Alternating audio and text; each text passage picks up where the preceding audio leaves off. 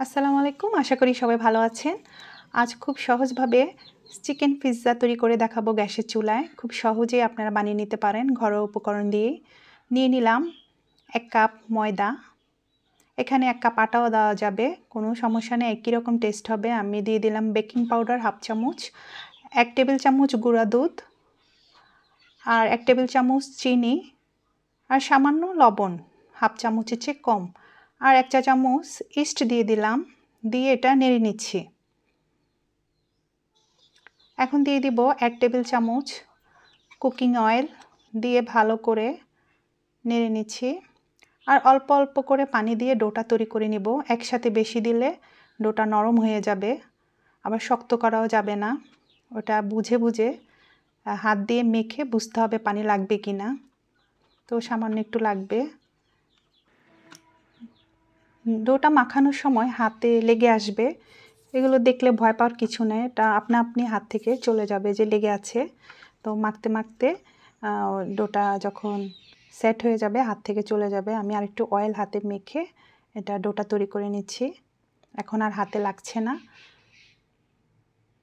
তো এভাবে সুন্দর করে ধরে ঘুরিয়ে নিয়ে এটাকে বলের মতো করে একটু হাতে তেল ব্রাশ করে উপর থেকে 30-40 মিনিটের জন্য রেস্টে রেখে দেব।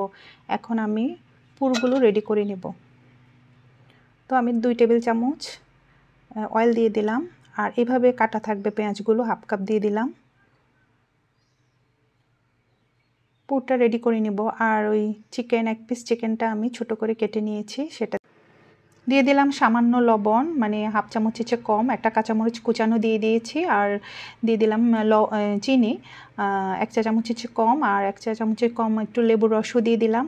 দিয়ে এটা ভালো করে টেনে নিচ্ছি। আর দিয়ে দেবো এখন গোলমরিচ, সাদা গোলমরিচের গুঁড়া দিয়ে দিলাম 1/2 চামচ। এটা পানি বের হয়েছে, ওটা রান্না হয়ে যাচ্ছে। আর আমি এখানে 1/2 চামচ আদা বাটা রসুন বাটা দিয়েছি, আমি একটু দেরিতে দিয়েছি, আপনারা একটু আগে দিয়ে দিবেন। দিয়ে ভালো করে এটা নেড়ে নিচ্ছি।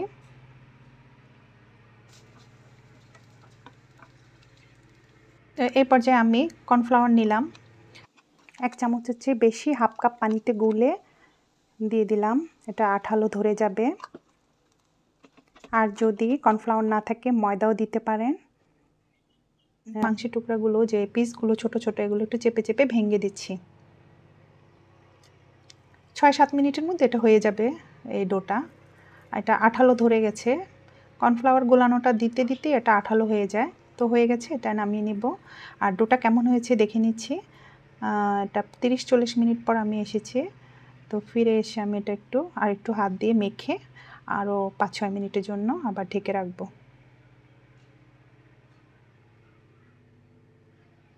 তো 5-6 মিনিট পর আবার আমি এটাকে নিয়ে এখন বেলে নেব।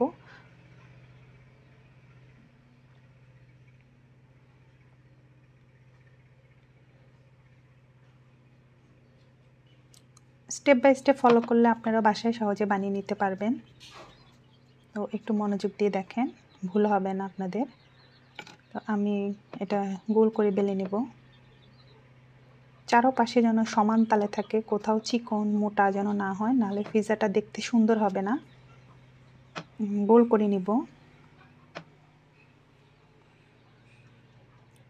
তো আমি বড় একটা 1 কাপ আটা বা ময়দা দিয়ে একটাই হয়ে গেছে, বেশি করলে 2টা করলে 2 কাপ নেবেন ময়দা।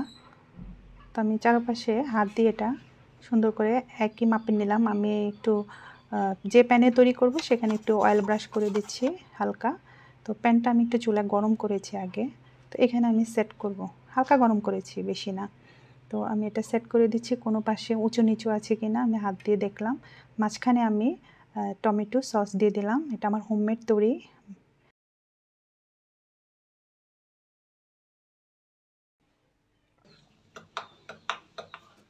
কাঁটা চামচ দিয়ে একটু কেটে দিবেন, অবশ্যই এটা কেটে নেবেন। এবার পুরগুলো আমি সসের উপর সাজিয়ে দিব।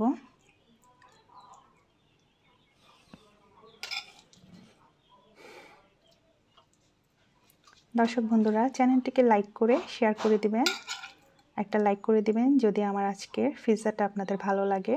অবশ্যই লাইক করে দিবেন, ভুলবেন না। তো আমি সুন্দর করে সেট করে দিচ্ছি।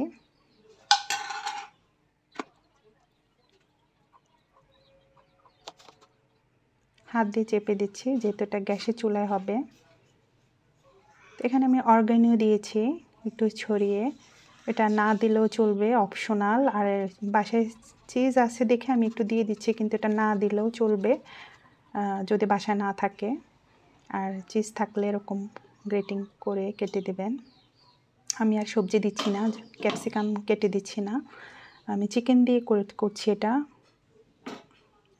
এমনিতে খেতে মজা লাগবে। আমি আঁচটা একটু দেখিয়ে দিচ্ছি, যে গ্যাসের চুলায় আঁচ একটা মাঝখানে থাকে, ও লো ফ্লেমে, মাঝখানে একই জায়গায় আগুনটা ছড়াবে না, তাই ওভাবে দিবেন না, চারোদিকে ছড়ায় আস্তে করে দিবেন, মানে চারোদিকে যেন লো ফ্লেমটা ছড়ানো থাকে। তো 3 মিনিট পরে দেখছি এটা ফুলে গেছে চারপাশটা। আমি একটু সুন্দরের জন্য ডিমের কুসুম নিয়েছি, কুসুমটাকে আমি ব্রাশ করে দিচ্ছি, জাস্ট এটা সুন্দরের জন্য, না দিলেও চলবে। তো 10-15 মিনিটের মধ্যে আমি টুথপিক দিয়ে দেখেছি এটা ক্লিন হয়ে বের হয়েছে, এটা হয়ে গেছে। তো এইভাবে সহজে আপনারা বানিয়ে নিতে পারবেন আর ঘরের সবাইকে খুশি করে দিতে পারবেন। রেস্টুরেন্টে যেয়ে আর খেতে হবে না, অবশ্যই আপনারা ট্রাই করবেন। বন্ধুরা, অনুরোধ রইল চ্যানেলটিকে সাবস্ক্রাইব করে আমার পাশে থাকবেন। আপনারা সবাই ভালো থাকেন। আল্লাহ।